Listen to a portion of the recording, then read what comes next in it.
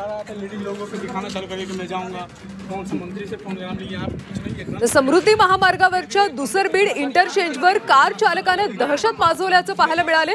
Toll नाक्यावर विरुद्ध दिशेने कार जाऊ न दिल्याने चालकाने महिला कर्मचाऱ्यांची हुज्जत घालत मॅनेजरला मारहाण केली. दरम्यान कार चालकाने आपल्या जवळची बंदूक लोड करत मॅनेजरच्या मागे पळत गेला आणि ही सगळी धक्कादायक घटना सीसीटीव्ही मध्ये कैद झाली. मात्र पोलिसांनी वेळीच या कार चालकाला ताब्यात घेतलं आणि गुन्हा दाखल केला. लेडीज लोगों को दिखाना चालू करे की मैं जाऊंगा.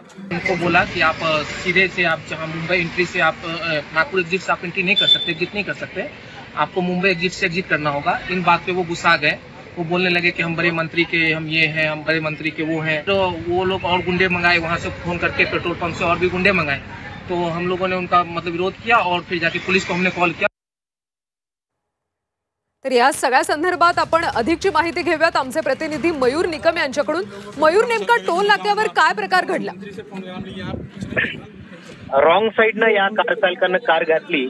समृद्धीवर ऑटोमॅटिक टोलिंग सिस्टीम आहे. रॉंग साईडने जेव्हा गाडी तो घालत होता त्यावेळेस तिथल्या महिलेनं सांगितलं की असं होणार नाही, तुमची पावती पाठणार नाही.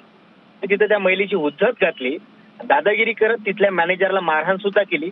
आणि आपण दृश्यांमध्ये पाहू शकतो की त्यानं त्याची बंदूक रिव्हॉल्वर लोड करत तो त्या मॅनेजरच्या मागे पळत गेला आणि वरून दमदाटीची भाषा. वेळीच पोलीस आलेत म्हणून ती घटना घडली नाही, नाहीतर काय झालं असं सांगता येत नाही. कारण की त्याने अजून 4-5 गुंड मागवलेले होते आणि ही दमदाटीची, ही आरेरावीची भाषा त्या ठिकाणी तो वापरत होता. आणि कुणीतरी मंत्र्याचा तो जवळचा आहे असंही त्यांना सांगत होता टोल कर्मचाऱ्यांना.